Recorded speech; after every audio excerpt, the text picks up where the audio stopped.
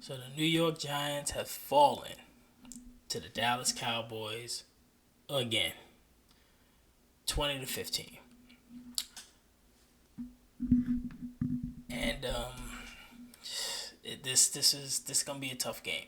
It's a tough game simply because you can't really pinpoint exactly why we lost. I mean, you can say situations happened, but you can't like pinpoint it on somebody. You can't like say, "Oh, this is the reason why we particularly lost." Like the first two games, we can say it was Dable.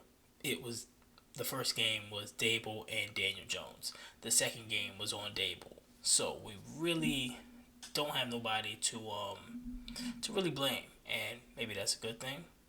But it leaves you in a confusing space because this game it was sloppy. It was sloppy all the way through. It was really no rhythm to it. The refs, it was flags everywhere. Penalties on the Cowboys, penalties on the Giants, it was holding, face mask. It was a tough game. Now, if we're looking on the positive note, the Giants stayed with them. The Giants looked like a formidable team. They looked like a team that if one or two things went their way, they would have won that game, especially up against a talented team like Dallas. The gap has definitely shrunk, especially from last year being blown out 40-0 and then being blown out in the second game.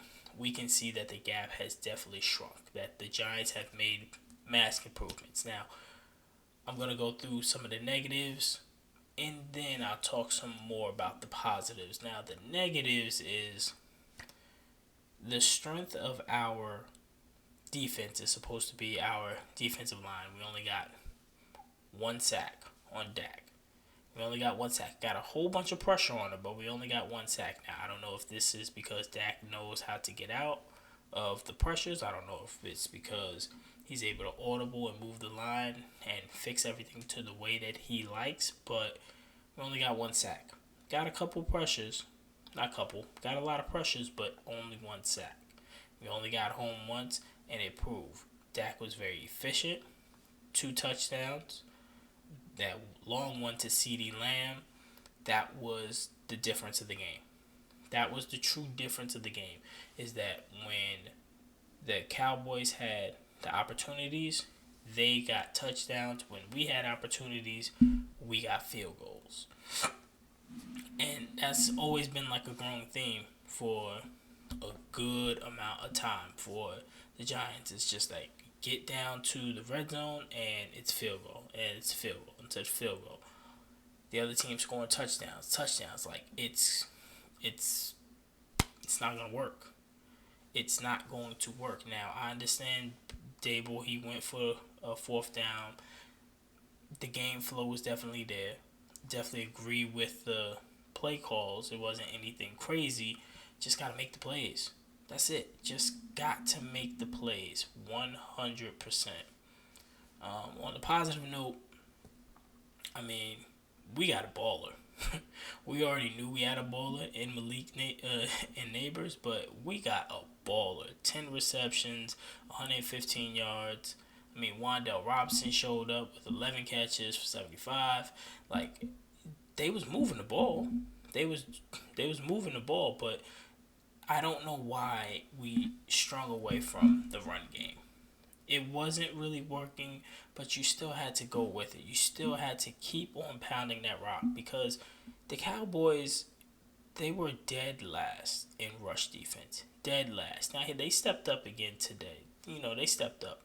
But not 26 yards worth. We only had 26 yards of rushing.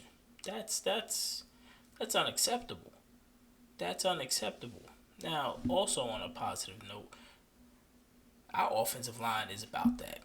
Our offensive line is really about that. Now, we have been stuck in the dumpster. We have been stuck in the gutters for at least 10 years when it comes to this offensive line. We have been ranked number 28th, 29th, 30, 32, 31. We have been ranked so low. This offensive line is playing at a top 10 level. And you can look through it, go to PFF, look at all the grades, and do whatever you need to. But by the looks of it, this is a top 10 offensive line. If it's not 10, I will say it's damn sure top half of the league if you don't want to go that far.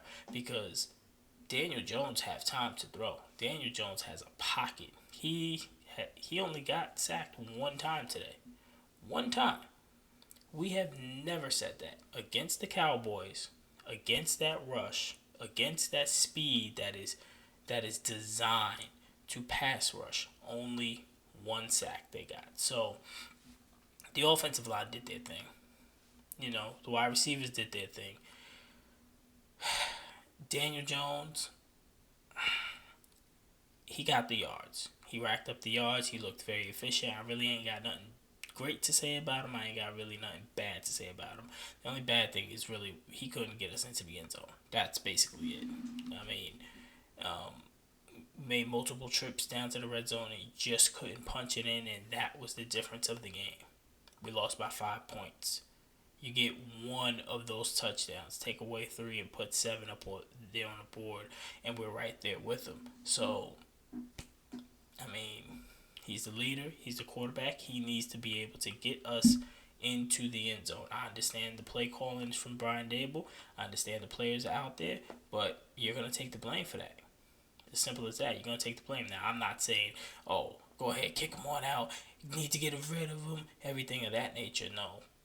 We'll worry about that towards the end of the season, but he definitely played a big part in not getting the ball into the end zone. It's not all his fault, but he definitely played a big part. And the defense, Dak was just shredding the defense. Dak just has the number. He has the New York Giants number. He got the Social Security, bank account. He got everything. He literally owns the New York Giants. He steps on that field. MetLife is his turf. Like, that's his house. It's kind of like the house that Dak built, man. This is 13 games in a row. 13 games in a row. We have not beat Dak Prescott since his rookie season in 2016. 2016 was the last time they beat Dak Prescott. The last time they beat the Cowboys was in 2020 with Andy Dalton. We'll have another crack at him. We'll have another crack at him, I believe, on Thanksgiving. But, yeah. I mean, this game is really not too much to say. It was a very sloppy game. It was a very muddy game. Too many penalties, no real rhythm to the game. And it was really hard to get into. You seen it was a couple drives where we had rhythm. We got all the way down there, and it was just another field goal. Got to figure out a way to punch these balls in. So you're going to have kind of a long rest because you're going to go up to Seattle. I don't really like that matchup, and I really don't trust Brian Dable when it's an extended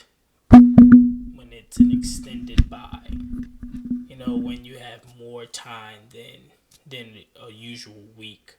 Because we've seen Brian Dable and however he's supposed to be preparing for an opponent when you first start the season, and he has bombed most of the time.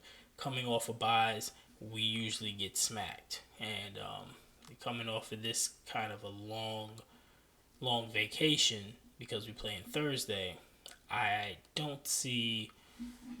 I don't see it with the Seattle. But that's for another video. Until next time, I'm out.